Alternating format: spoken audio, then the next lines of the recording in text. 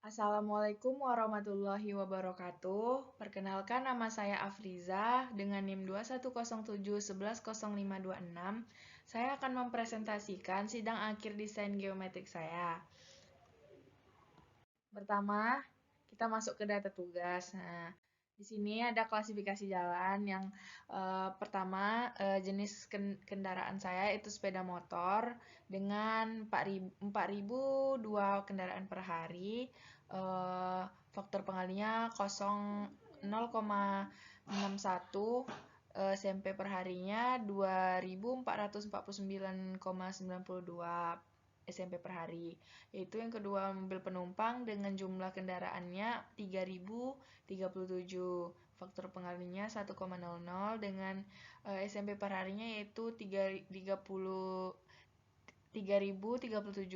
Nah, yang ketiga yaitu bus kecil dengan jumlah kendaraannya 16 kendaraan per hari. Faktor pengalinya 1,84 dengan jumlah SMP per harinya 29,38.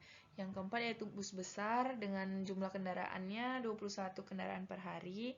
Faktor pengalinya 1,82 dan SMP per harinya 38,31. Yang kelima yaitu truk 2 sumbu.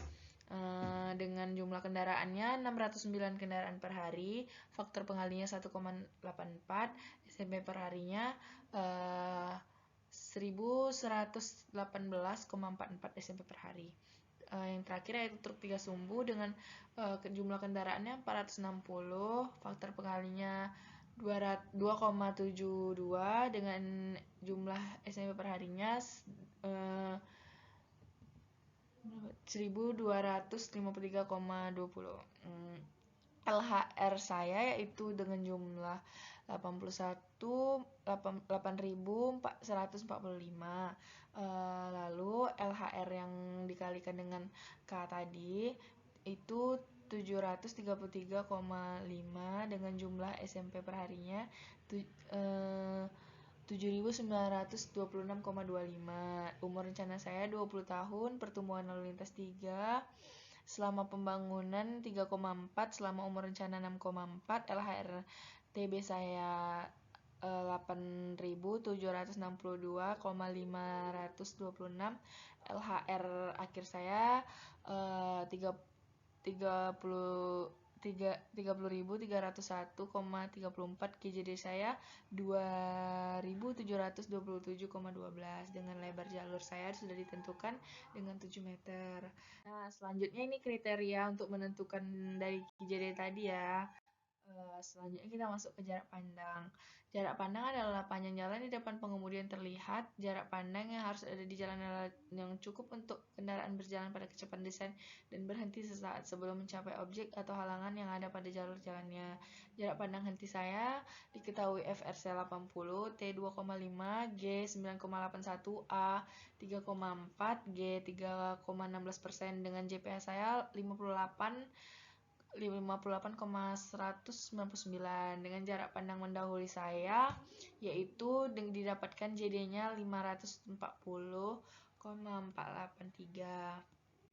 Selanjutnya ini peta trase dari titik E ke H. Masuk ke ordinat dan grid. Kalau kita buat trase langsung kita listkan, ketemu poinnya, kita masukkan untuk menghitung panjang trase. Panjang trase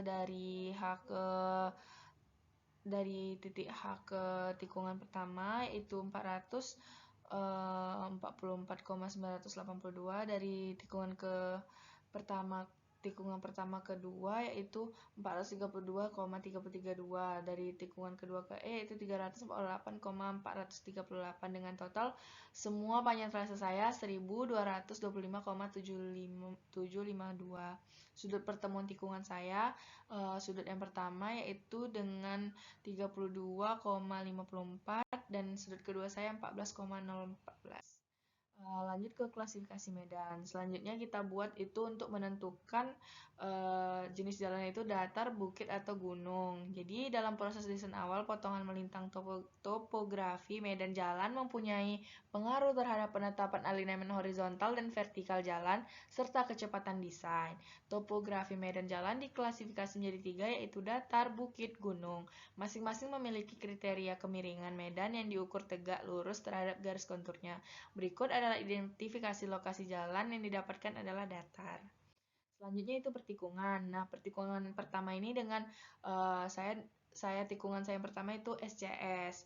Nah, dari SCS ini saya mendapatkan nilai LS akhir saya 43.102 meter. Selanjutnya L totalnya itu 185. Tikungan kedua saya itu full circle. Nah, full circle ini saya dapat LS akhirnya 35.000.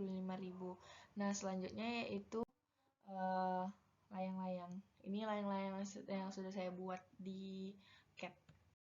Nah, ini diagram super elevasi saya. Masuk ke alignment horizontal.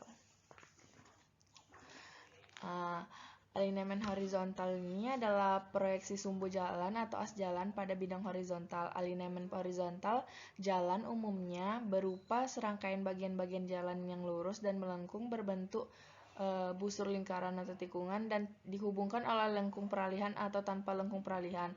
Alignment horizontal dikenal juga dengan nama situasi jalan atau trase jalan. Nah, ini trase jalan rencana titik awal saya. Dari titik E langsung ke sketsa trase rencana titik akhir saya titik H. Selanjutnya itu pelebaran. Nah, di sini saya menggunakan pelebaran jalan karena di atas 0,5 sampai 0,7. SCS saya 0,9 dan FC saya 0,8. Nah, selanjutnya itu stationing. Setelah kita selesai sampai diagram super elevasi tadi, di layang-layangnya tuh kita offsetkan, langsung kita SPL-kan. Kita buatlah stationing nih dengan di dalam tikungan tuh jaraknya 20 dan di luar tikungan tuh 50 tadi untuk mengetahui titik-titik penting tersebut. Nah, ini dia. Untuk menentukan STA-nya, kita perlu kontrol perhitungan overlapping ya, teman-teman. Di sini ada SCS saya dan FC saya. Nah, selanjutnya kita plot long X. Ini masuk ke alignment vertikal.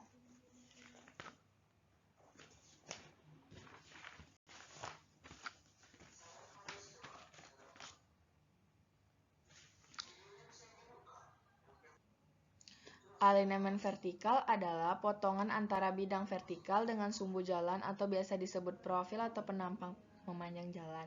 Alignment vertikal terdiri atas bagian landai vertikal dan bagian lengkung vertikal. Ditinjau dari titik awal perencanaan, bagian landai vertikal dapat berupa landai positif tanjakan atau landai negatif turunan atau landai nol datar. Nah, di sini alignment vertikal yang saya dapatkan yaitu cembung, cekung, cembung. Bisa dilihat dari perhitungan telah saya buat. Nah, selanjutnya yaitu typical cross section. Nah, jadi kita buat cross dulu sebelumnya, lalu kita bikin typical crossnya.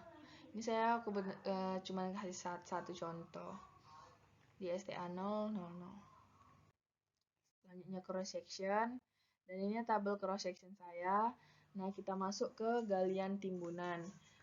Galian timbunan ini yaitu pemindahan sejumlah volume tanah akibat adanya perbedaan ketinggian atau ketinggian muka tanah asli dengan ketinggian rencana trase di suatu tempat. Nih, saya sudah buatkan kita lihat dari cross yang telah dibuat ya, teman-teman.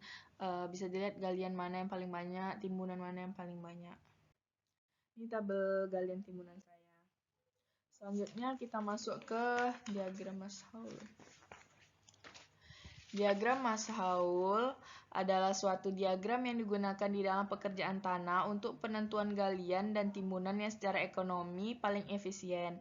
Tujuan pembuatan Maas-Hall diagram ini agar pekerjaan tanah dibuat minimum, menyeimbangkan pekerjaan tanah semisalnya tidak ada surplus tanah karena hasil dari timbunan dan lain-lain. Nah, Berikut adalah diagram masaul saya. Sekian dari saya, lebih dan kurang saya mohon maaf. Apabila ada salah kata, saya akhiri dengan wabillahi taufiq wal hidayah. Wassalamualaikum warahmatullahi wabarakatuh. Terima kasih.